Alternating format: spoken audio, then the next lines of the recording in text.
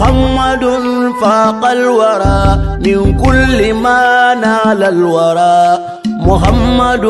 بغر الورى. mbokki mu ngi noonu fa tabarakallahu ba tey si wàccaayu ziyaar Kër Lamine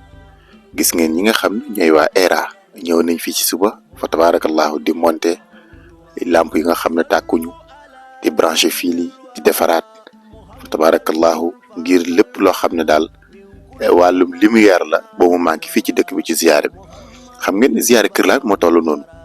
ndax 1983 la ñu door gàmm gi ba tey muy 43 ans. ñu ñaan alxalifa Cheikh Sidi Khoya Kunta taxawaay gii nga xam ne mu ngi koy def ci njaboot gi jëmale ko ci bésu maamam gii ci bés bi nga xam ne ay baayam ak i maamam ñoo ko doon taxawee. kon ñu ngi leen di sant bu baax di leen gërëm léegi rek ñu ànd ak ñi nga xam ne mooy responsable ñi nga xam ne ñooy waa ERA ñëw fii ngir defaraat lamp yi bu ko defee ñu wax seen kàddu incha allah ak lu ñu fas yéene liggéey fii tey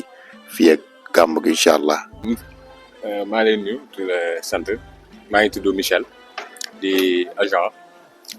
ERA actuellement ñu ngi fii Kër Lamine dañoo am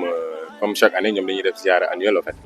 léegi démb dañoo defoon demande de branchement provisoire pour lu mën a couvrir seen appareillage yi quoi côté électricité bi donc moom lañ leen ñëw montel posé lañ leen disjoncteur bi en même temps dañuy vérifier waale tamit éclairage public bi parce que actuellement ak guddi gi des fois day lëndëm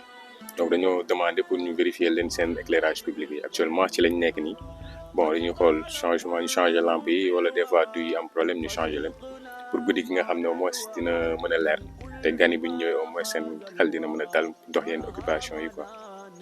Michel yan digle ngay digle ci wàllu courant ndax gis nañ courant dafa bëri danger te ñu mboolee fu ñuy daje ak fu ñu kii yooyu def naa am na yoo xam ne da nga leen ko digal pour ñu moytu. bon juste su côté câble yi parce que dañuy seetlu tamit si genre cérémonie yooyu noonu câble yi ñu utiliser yi day section bi day tuuti torop bon damay préconiser bu ñu mënoon am section bu gën a baax bi nga xam ne section 6 millimètres bi comme appareillage yi dañuy bëri dañuy si branché côté lampe yi dañuy branché lampe et prise surtout sonorisation bi tamit donc je préconise pour ñu xool section bu gën a baax bi ñu utiliser ko parce que yu si gën a bëri dañuy dem fekk ay câble yoo xam ne tamit dañ koy bricoler par exemple dañ koy shunté takkale ko yëpp wóorul parce que xale yi dañ fay nekk parce que ziara la day bëree nit donc il faut que ñu veiller ci sécurité bi avant tout donc bu ñu mënoon ut câble yu baax ñu isoler ko en même temps nga xam ne ñu isoler ko nga xam ne benn xale wala benn mag du fa mën a jaar ba courant bi di ko jàpp quoi surtout ça quoi. Merci. D'accord.